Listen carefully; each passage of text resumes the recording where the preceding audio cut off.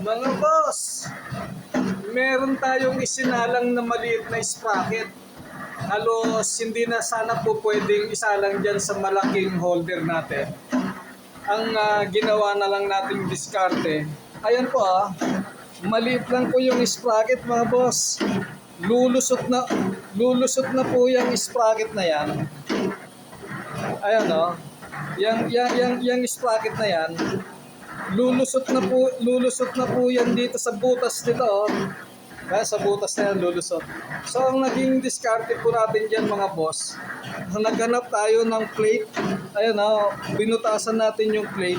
Pagkatapos at saka natin inilagay yung sprocket. So yun, nasolve na po yung problema. Hindi na ako nagpalit ng salangan.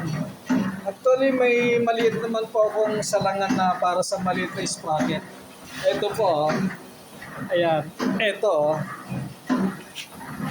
ayan, maliit yan ito para sa mga maliit na sprocket ito Ito po yung ilalagay dyan. So hindi ko na po inilagay yan.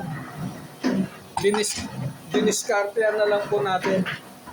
Ayan po, plate lang po. Nagbutas lang ako ng plate. Pagkatapos at saka ako inilagay yung sprocket.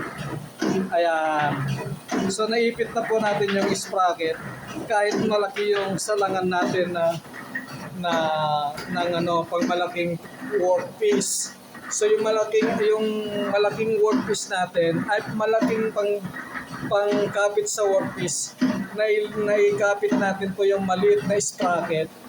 Gamit lang po yung plate. Yung plate na inilagay natin, saka natin ipinasok yung sprocket. Kaya nalalagyan na po natin ng keyway ang sprocket na maliit. Yun lang po. Salamat. Bye-bye.